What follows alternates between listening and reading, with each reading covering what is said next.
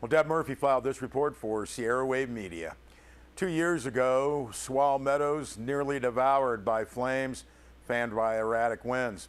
It will take another year for a complex series of lawsuits to go to court in Los Angeles.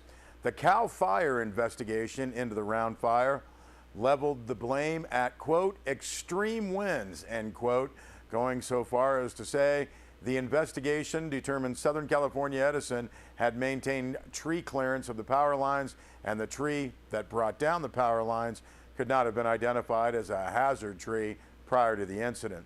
Now, the facts of the investigation identified the tree and the fallen power lines on or near the property of Walt Schober.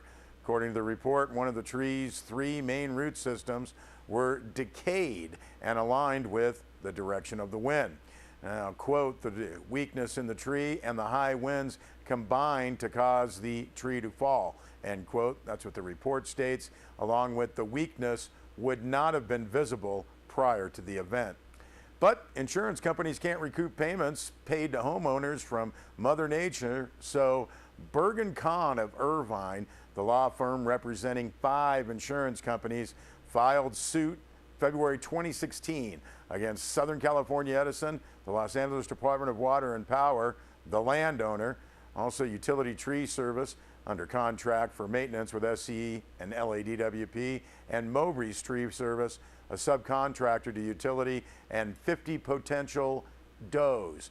Now, according to court documents, a total of 10 lawsuits resulted from the fire, all of which have been consolidated into one complex trial slated to start for late January 2018.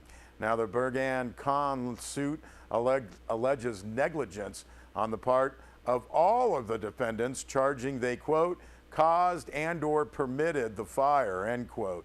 Now, according to the complaint, LADWP breached its duty once it was put on actual and constructive notice of at least one large tree existing on the property, progressively encroaching upon energized power lines for several months prior to the fire's ignition.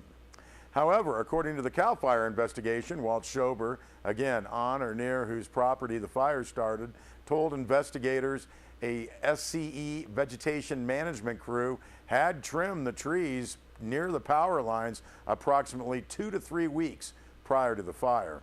Southern California Edison and LADWP traded punches and legal documents last November, each challenging the other, all entities named in the original suit, and however many does might pop up. Now, the cross complaints allege total non-responsibility on the plaintiff's respective parts. Cross complaints go on to ask that, quote, if the allegations in the underlying actions are found to be true, end quote, the costs be shared equally. In other words, SCE and or LADWP would pay the same share as Mowbray's Tree Service. Now, while the outcome of the trial next year is unsure, one thing is sure: the attorney's fees in the case will be massive. And again, we thank Deb Murphy for that report.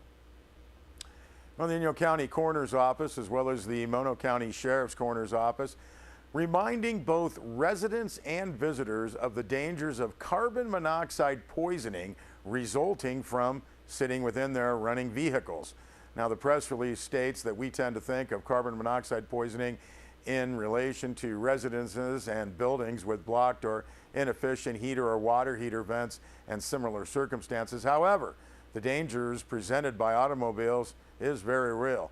Now, that press release from Mono County Sheriff's Coroner's Office notes that carbon monoxide, an odorless and colorless gas that can make a person feel extremely sick, and if not adequately ventilated for fresh air to enter the cabin of the vehicle, can lead to death. Now, during this period of inclement winter weather and at all times, I'd like to remind residents and visitors the dangers of sleeping or sitting in a running vehicle. Snow piled up around a running vehicle can increase the risk of the buildup of carbon monoxide within the cabin of the vehicle. When very cold temperatures are experienced in the eastern Sierra, those colder temperatures are oftentimes accompanied by little to no outside air movement, which can allow for the buildup of carbon monoxide within the cabin of the vehicle. The smell of the exhaust fumes will not necessarily be detected whether or not the occupants in the vehicle are awake. Now again, during these times of extreme weather, it can be very tempting to leave the vehicle running for warmth provided by the vehicle's heater. Inyo County Coroner's Office and the Mono County Sheriff's Coroner's Office again wants to remind everybody to remain safe as you work and enjoy this winter season, and don't become a victim of carbon monoxide poisoning from your vehicle. Well, the Mono County Search and Rescue Team will be having an open house for new members, and new this year, you don't have to be a resident of Mono County. Mono County Search and Rescue Team is a California charitable corporation dedicated to search and rescue at any time, in any weather, for as long as it takes, and they do that for free. Group of volunteer men and women, nobody gets paid, that have been serving Mono County for 50 years and has logged over 1,600 missions since then. Membership in the Mono County Search and Rescue Team is, the press release notes, fulfilling, often hard work, well as fun.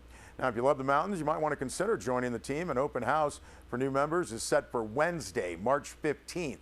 That'll be at the Search and Rescue Building near Meridian and Highway 203, starting at 7 p.m. You can go and see what they do and what it means to be a member of the Mono County Search and Rescue Team. There are a few requirements for new members: minimum age of 18, a telephone, a current valid California driver's license, and the health and physical ability to participate in team training.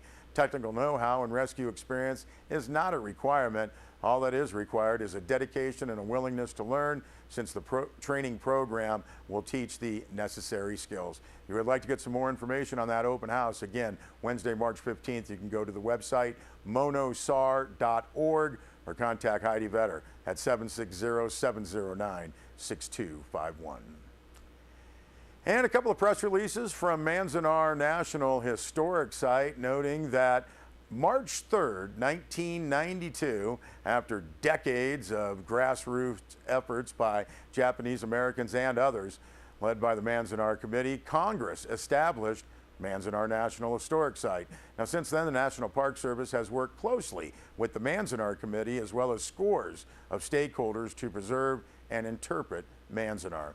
Now, last Friday, in recognition of that 25th anniversary of Manzanar National Historic Park, the National Park Service launched a new YouTube channel featuring some of Manzanar's videos and audio resources.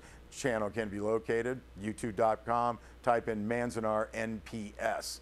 Now, the superintendent of Manzanar, Bernadette Johnson, said, quote, "We are honored to commemorate Manzanar's 25th anniversary by making additional resources available to the public. Just as the physical Manzanar site is always evolving, our social media continues to evolve and expand as we reach people around the world." Also, Manzanar's award-winning public archaeological program provides exceptional opportunities to learn about the past and help preserve the site and its stories for the future. Now, this year does mark the 75th anniversary of the Executive Order 9066 and the 25th anniversary, we said, of National Manzanar Historic Site. In recognition of these significant milestones, Manzanar hosting 2 public archaeological projects, March 24th to the 29th, and then again May 26th to the 30th. Volunteers will have the unique opportunity to assist the National Park Service in uncovering and stabilizing Manzanar's historic administration and staff housing area. Press release notes participants will learn about both the common and contrasting experiences of camp staff and incarcerees, as well as the differences between Japanese landscaping aesthetics and Western military style landscaping. Now, Dr. Kirsten Lyon and the award-winning California State University San Bernardino History and Anthropology Clubs will participate in the March Project, and this is marking their 5th year returning as a group. If you would like to sign up, you can contact Manzanar's volunteer ambassador, Katie Bush. She's available at 760-878-2194, extension 3312. Both of those full press releases are posted on our website, sierrawave.net. We'll be back with more news.